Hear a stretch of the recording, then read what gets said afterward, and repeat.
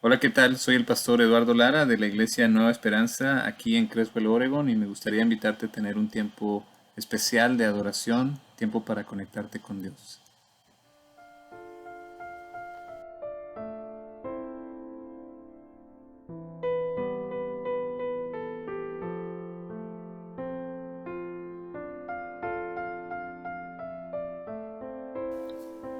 Prueben y vean que el Señor es bueno, dichosos los que en Él se refugian. Teman al Señor ustedes sus santos, pues nada les falta a los que le temen. Los leoncillos se debilitan y tienen hambre, pero los que buscan al Señor, nada les falta. Vengan, hijos míos, y escúchenme, que voy a enseñarles el temor del Señor. El que quiera amar la vida y gozar de días felices, que refrene su lengua de hablar el mal y sus labios de proferir engaños, que se aparte del mal y haga el bien, que busque la paz y la siga. Los ojos del Señor están sobre los justos y sus oídos atentos a sus oraciones. Amén. Todo es posible y a veces cuando las situaciones son difíciles pensamos que nos sentimos un poco inseguros, pero realmente quien tiene a Dios, nada le falta.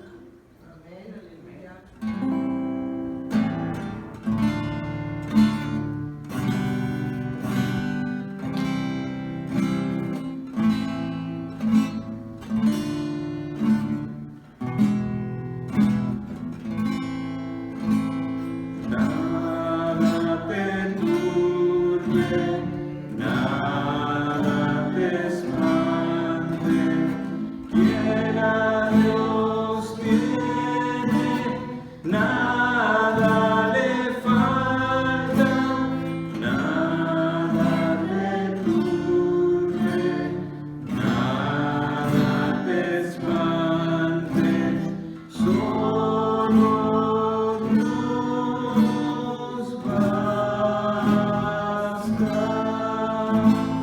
Nada te turbe, nada te espante, quien a Dios tiene, nada le falta, nada te turbe, nada te espante, solo Dios basta. Nada te turbe, nada te espante, quien a Dios tiene, nada le falta, nada te turbe, nada te espante, solo Dios basta. Amén, gloria a Dios. Puede tomar su lugar.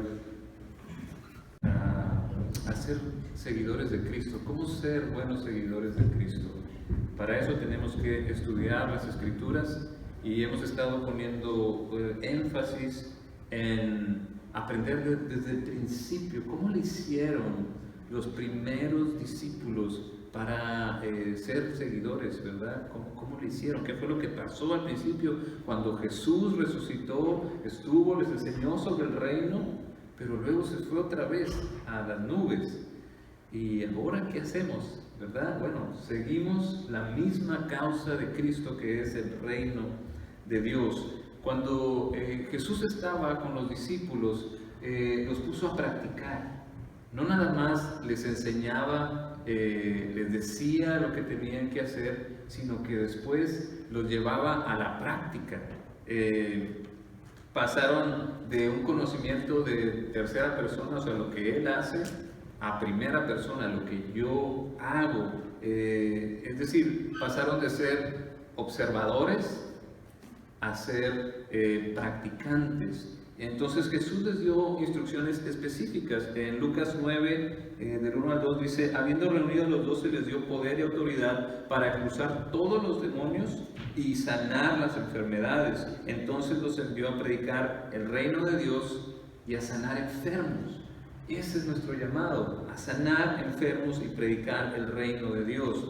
Y vemos ese modelo de enseñanza de Jesús, que primero vean cómo yo lo hago, porque Él iba por las regiones, predicaba el reino de Dios y sanaba a los enfermos, y luego les dijo, bueno, ayúdenme, y luego les dijo, bueno, ahora tú lo haces y yo te ayudo, y luego tú lo haces y yo nada más observo. Los llevó por ese proceso de crecimiento cuando estuvo con ellos. Y ahora en Hechos, en lo que estamos estudiando en Hechos de los Apóstoles, vamos a ver cómo le hicieron, cómo practicaron y cómo nosotros podemos aprender lo que ellos hicieron. Vamos al final del capítulo 9, donde nos quedamos. Habíamos estado hablando de Pedro y ahora de Saulo, que después es Pablo, cómo fue su conversión, cómo fue su llamado, cómo fue su crecimiento, cómo él cambió su vida en la dirección correcta. Pero ahora regresamos otra vez el enfoque a Pedro, y dice en el versículo 32, dice: Pedro estaba recorriendo toda la región, fue también a visitar a los santos que vivían en Lida. Eso quiere decir que ya había gente cristiana ahí. Y allí encontró a un paralítico llamado Eneas, que llevaba 8 años en cama. Entonces Eneas le dijo Pedro: Jesucristo te sana, levántate y tiende tu cama. Y al instante se levantó, y todos los que vivían en Lida y en Sarón lo vieron y se convirtieron al Señor. Entonces, ahora vamos a hablar un poquito de Pedro. Pedro, si se acuerdan, antes de Pedro que fuera a Samaria, ¿quién fue a Samaria? Fue Felipe. Felipe fue a Samaria y se encontró a una persona que se llamaba Simón también, y que era un hechicero, y se llamaba él el gran poder de Dios. Pero luego conoció a Cristo, conoció la predicación de Felipe, se convirtió, y todos los que estaban ahí en Samaria se convirtieron también por lo que Felipe estaba diciendo. Y luego Pedro fue y se encontró con ellos y se dio cuenta de que este hechicero no había cambiado, no había entendido el Evangelio. Y cuando vio que ellos vinieron a orar por los discípulos y para darles el Espíritu Santo, entonces él le dijo: bueno, ¿cuánto cuesta eso de dar el Espíritu Santo? Y le dijo Pedro: ¿qué te pasa? Pídele perdón a Dios antes de que te mueras.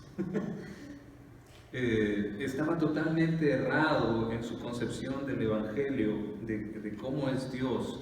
Y entonces ahí está Pedro, y estuvo predicando en Samaria, y de regreso con Juan se fue predicando a otros lugares de ahí de la región. Entonces Pedro ahora estaba en estas regiones y llega a Lida, y lo que él hace es lo que Jesús les había enseñado y les había pedido, que es ir a ser testigos, a sanar.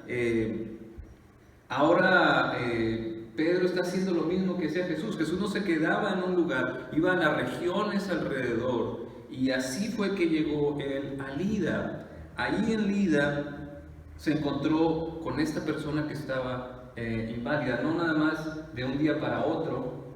¿Cuántos años tenía inválido? 8 años. Es decir, no era una situación que así nada más pasó, sino que ya tenía tiempo ahí. Y entonces Pedro le dice: Jesucristo te sana. Y lo que estamos viendo es que Pedro está tomando el mismo ministerio que Jesús les dejó, de sanidad, de dar salud, que era lo que estaba haciendo Felipe, que era lo que estaban haciendo los discípulos. Lo vemos en todo lo que hemos leído del libro de Hechos, que los apóstoles eso iban, predicaban el reino de Dios y sanaban enfermos. Eso era lo que estuvieron haciendo, y lo vemos desde el inicio del cristianismo. Y es interesante porque este ministerio es un ministerio auténticamente y primeramente cristiano. Tan es así que los hospitales son una creación netamente cristiana, es una iniciativa cristiana basados en las enseñanzas de Jesús, porque Jesús dijo: porque tuve hambre y me diste de comer, tuve sed y me diste de beber, fui forastero y me recibiste, estaba desnudo y me vestiste, estuve enfermo y me visitaste, estuve en la cárcel y viniste a mí, dice el capítulo 25 de Mateo. En verdad les digo que como lo hiciste a uno de estos hermanos, a los más pequeños, me lo hiciste a mí. Basado en esto, fueron que empezaron a crearse los hospitales, donde el hospital era esta institución donde se podían hacer todas estas tareas que Jesús decía. Se podía alimentar a los hambrientos, se podía hospedar a los extraños y acoger a los enfermos. De hecho, el término hospital, ¿de dónde viene?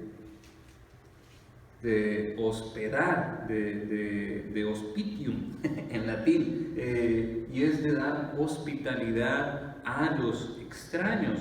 Para el siglo XVI había miles de hospitales en toda Europa. En algunas ciudades como en Roma, en Nápoles o en Barcelona eran instituciones gigantes que alojaban a más de 2,000 pacientes. Y en Francia no les decían hospitales, les decían en francés Hotel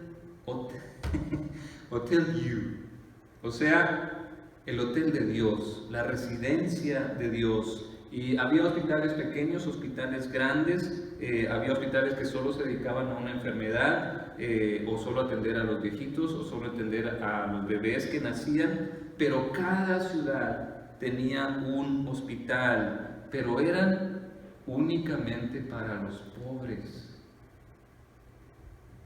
Eran fundados por cristianos, los mismos cristianos más pudientes, ellos eran los que fundaban los hospitales. Los que eran más pudientes, el doctor iba a su casa.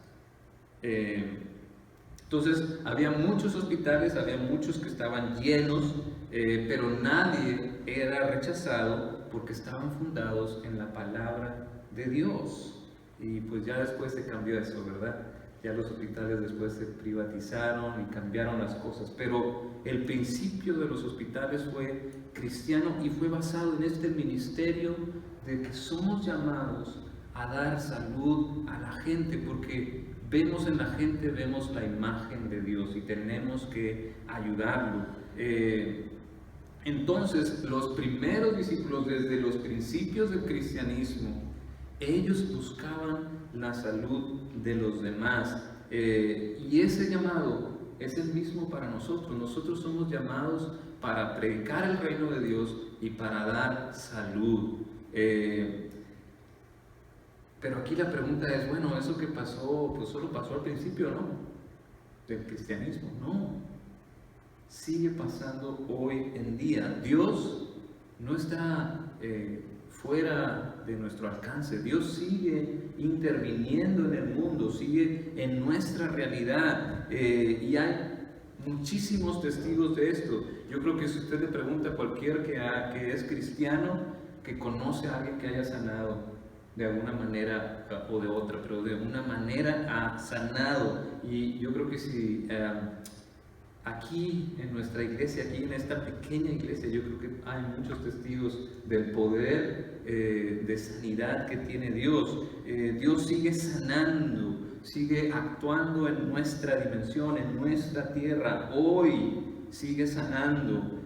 Justo mi suegro estuvo grave en el hospital y ahora ya está fuera del hospital, y muchos oramos por él. Fue intervenido quirúrgicamente y salió bien. Oramos mucho por él y se dan estas coincidencias, ¿verdad? Es que estuvimos orando por él y Dios lo sanó. Hace tiempo mi cuñado también estuvo muy cerca de morir. Tenía un tumor que parecía inoperable, pero ahí está, sirviendo a Dios. Dios lo sanó también. Dios le ayudó a los doctores a sacar ese tumor y a recuperarse rapidísimo. Ahorita ya tiene a una bebé. y está sirviendo a Dios. Hay esas coincidencias. La esposa del pastor Rob, ¿se acuerdan? Fue diagnosticada con una enfermedad que no me acuerdo cómo se llamaba porque era rara, pero estaba, su propio sistema inmune la estaba atacando y se iba a acabar sus órganos. Pero tuvo su tratamiento, oramos por él y Dios la sanó.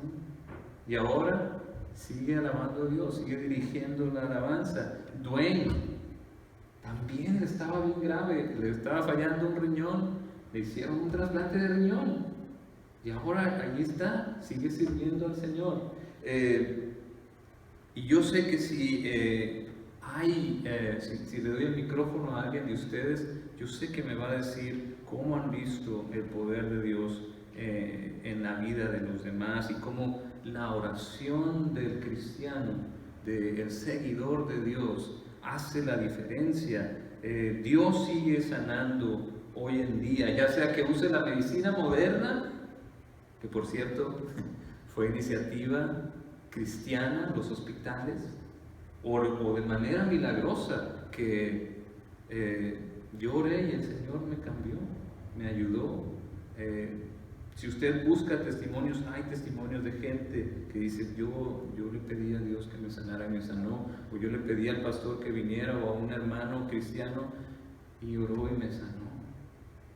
Dios sigue sanando, y lo bonito es que no solo hay sanidades físicas, sino también hay sanidad espiritual, emocional y mental. Hay una renovación integral cuando uno viene a Cristo, y es como dice Pedro, no es porque es por los cristianos, no es porque nosotros seamos especiales, es Cristo, Cristo te sana, dice Pedro. No somos nosotros, no es un poder que nosotros podamos usar cuando nosotros querramos, no, es el Espíritu Santo. ¿Se acuerdan de eso? Jesús le dijo, espérense, todavía no vayan.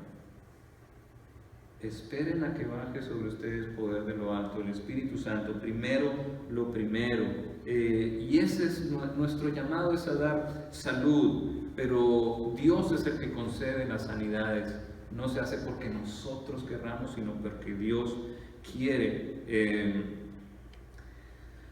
Por eso vemos que las sanidades vienen con un propósito. Al instante dice, cuando Pedro le dijo, Jesucristo te sana, levántate y tiende tu cama, y al instante se levantó. Todos los que vivían en Lida y en Sarón lo vieron, ¿y qué pasó? Se convirtieron al Señor. Hay un propósito para las manifestaciones del poder de Dios, y es para que la gente tenga confianza en Dios, se convierta al Señor, que también se haga un seguidor de Cristo, que se arrepienta, que cambie a la dirección correcta, para que tome el camino correcto. Y no es para vanagloria del cristiano que hace la oración, es para gloria de Dios, y que para que más gente pueda alcanzar la redención, el perdón de sus pecados. Por eso es parte de nuestro ministerio como cristianos sanar a los demás de manera integral. Por eso los cristianos ayudamos al prójimo a que esté saludable. Y la pregunta es, ¿cómo podemos lograr eso? Bueno, de manera espiritual, pues tenemos la respuesta espiritual, que es el Evangelio, las buenas de salvación, que Dios te ama, que si tienes pecado, Jesucristo, la fe en Jesucristo te puede dar perdón, y puedes encontrar libertad del pecado, puedes encontrar una nueva vida en Cristo, hay vida eterna, la muerte no es la última palabra, fue derrotada por Cristo en la resurrección. Por lo tanto, hay un camino excelente que puedes seguir. Eso nos ayuda espiritualmente a darnos dirección, a darnos salud, y no desviarte por otras corrientes espirituales, ¿verdad? Que los horóscopos, que las piedras, que las brujas, no. El verdadero poder viene de Dios. Dios es espíritu y busca seguidores que le sigan en espíritu y en verdad. no hay nadie más poderoso que Él. Entonces tenemos nosotros como cristianos la ayuda para brindar la mejor ayuda posible, que es brindarles el Evangelio. Dios te ama y hay oportunidad para ti, para ser salvo. Y físicamente, pues también podemos ayudar físicamente. Primeramente, pues pedimos salud. Oramos por la persona que está en problemas físicos, ¿verdad? Intercedemos delante del Padre y le pedimos que la sane. Eso es lo que hacemos como cristianos, ese es nuestro ministerio. Y no es un poder que nosotros hagamos, es el poder de Dios. Entonces Dios decide si sana o no sana a la persona, pero mi trabajo es, como seguidor de Cristo, es orar por esa persona, ¿verdad? Si no oras por nadie, pues no pasa nada. Pero si oras, Dios puede conceder salud, Dios puede conceder sanidad. Pero también ahora con el avance de la ciencia también podemos mostrar misericordia, lavar las heridas, dar medicamentos, dar atención médica, llevar a doctores, enfermeros, dentistas, y la ciencia no está peleada con la fe, al contrario, la fe le da dirección a la ciencia, la dirección correcta. Pero sí podemos hacer algo físicamente como cristianos. Podemos orar y podemos brindar ayuda. Y también podemos hacerlo no solo, porque no solo somos cuerpo y no solo somos espíritu, somos también mente, somos emociones. ¿Y cómo podemos ayudar en ese rango? Pues tenemos la verdad, sabemos el camino correcto, tenemos la palabra de Dios que nos alienta, que nos guía. Podemos tener sabiduría de la palabra y compartirla con la gente que tiene problemas emocionales y mentales y decirle, es que te estás ahogando en un vaso de agua, mira, la solución está aquí en la palabra, ¿verdad? Justo leíamos el Salmo 34, pues si estás haciendo mal, te va a ir mal, vente por el camino bueno y te va a ir mejor. O no sé, la palabra nos habla porque está viva y es eficaz y nos ayuda para encontrar la paz, para tener una paz que nadie más nos puede quitar, el gozo de estar bien con Dios, como dice el Salmo 34, vengan hijos míos y escúchenme y voy a enseñarles el temor del Señor. El que quiera amar la vida y gozar de días felices, que refrene su lengua de hablar el mal y sus labios de proferir engaños, que se aparte del mal y haga el bien, que busque la paz y que la siga. Entonces, mental y emocionalmente también podemos ayudar a los que están en una tormenta interior. Podemos consolar a los que han tenido una pérdida grande. Podemos limpiar las lágrimas, podemos acompañar, podemos lamentar también las pérdidas con los que están llorando y alegrarnos con los que están contentos. También podemos aconsejar, podemos afirmar cuando uno está haciendo algo bueno, le dices, qué bueno que vas por el buen camino, me inspiras a mí también. Tenemos que, y a los que no, pues los tratamos de corregir, los tratamos de guiar y festejamos las bendiciones que Dios les da. Podemos ofrecer una conexión saludable y soporte para los que están en sufrimiento mental y emocionalmente. Y sí nos genera una pregunta, bueno, pero ¿qué pasa cuando yo oro y la persona no sana? Pues no sabemos, porque no es nuestro poder, es un poder de Dios. Pero lo que sí sabemos es que el reino se ha acercado, pero todavía no ha sido completamente consumado. Es decir, estamos en el ya, pero todavía no. Es como ahorita, está haciendo calor, está empezando a hacer calor, pero sabemos que en una semana puede cambiar eso y podemos tener frío, pero tenemos ya una muestra de lo que va a venir en el verano. Y eso es lo que pasa con el reino de Dios. Tenemos a veces muestras del poder de Dios, de las sanidades, de los milagros, pero todo eso es muestra de lo que va a pasar al final de la historia.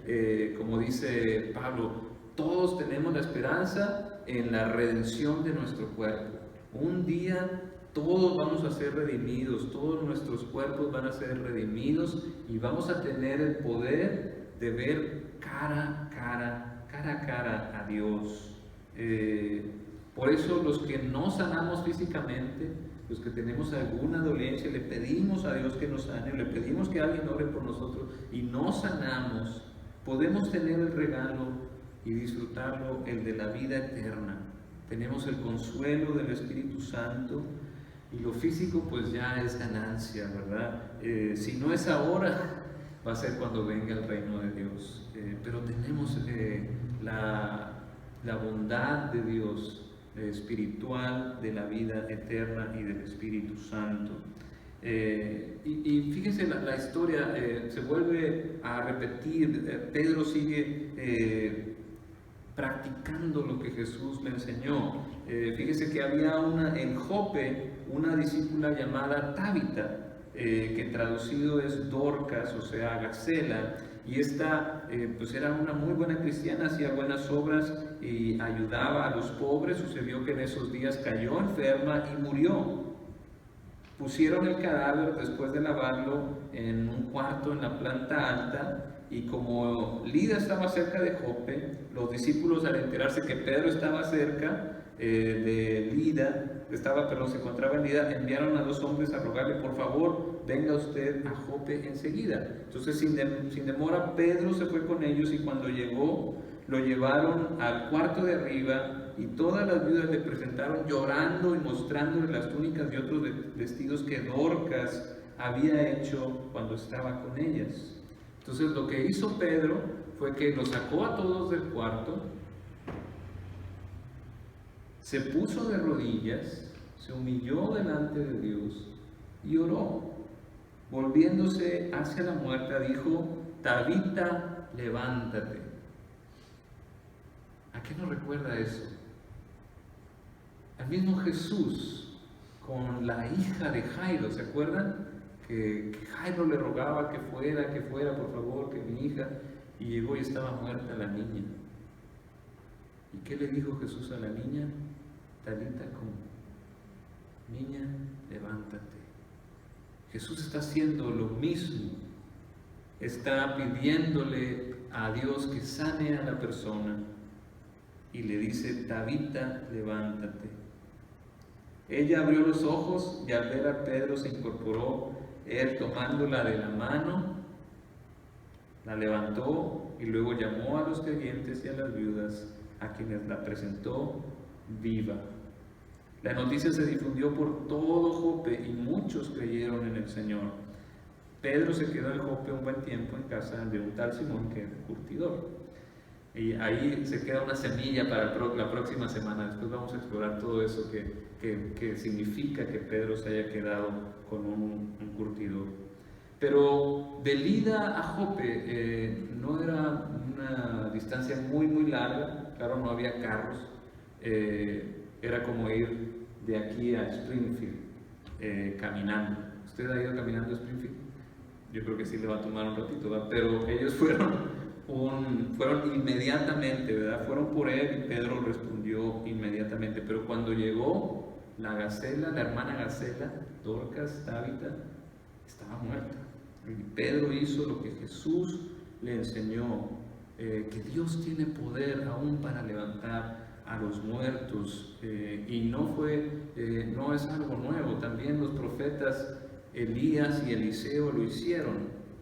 Pero podemos concluir que el poder de Dios es más fuerte que la muerte, y el milagro más grande es que Dios nos saca de la muerte. Y no significa que nuestro pecado es que tengo que ser mejor, es que soy pecador, tengo que ser mejor.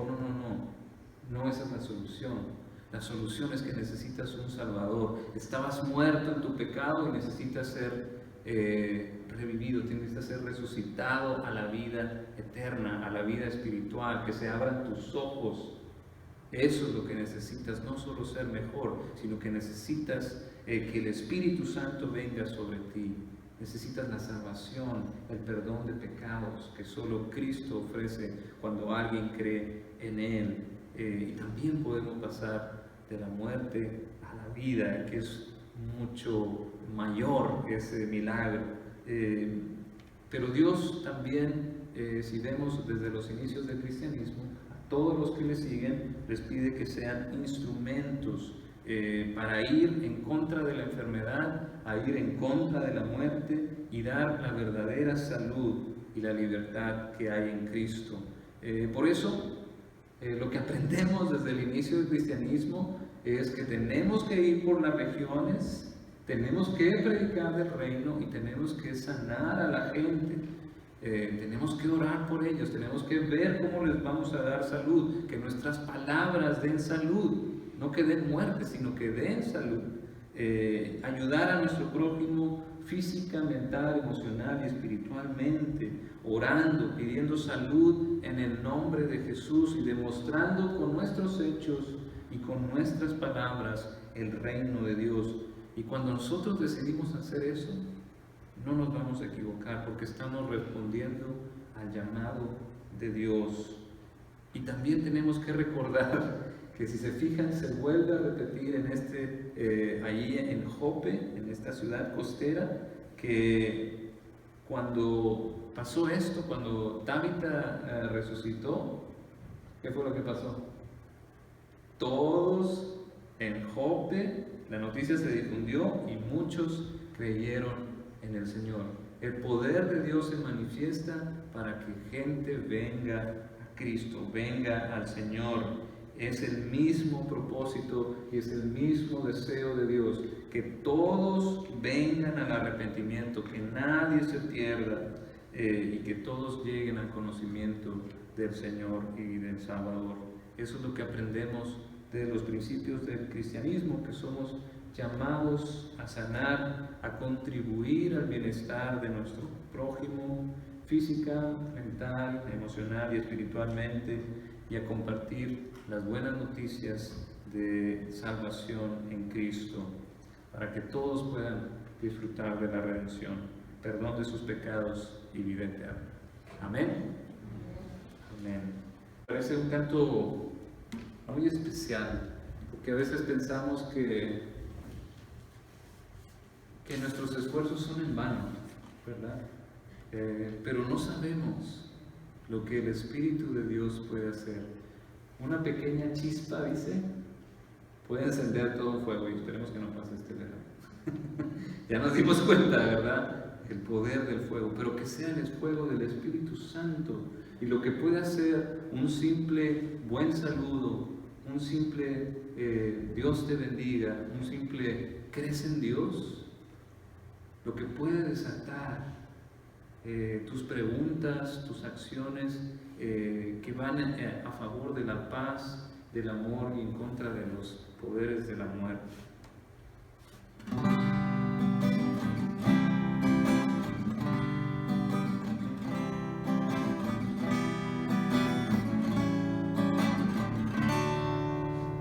Tocarás a alguien con tu vida, abrirás camino con tu luz, aunque estés postrado y con heridas, llevarás a alguien a Jesús.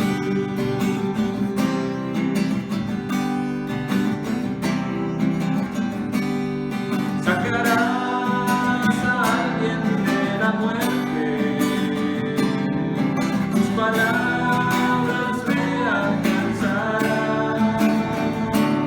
aunque sientas que a pocos les importe, tus esfuerzos fructificarán. La palabra que quemó tu boca es la chispa que el viento llevó, sin que puedas saber a quiénes tocan, un gran fuego se encenderá, el Espíritu lo encenderá.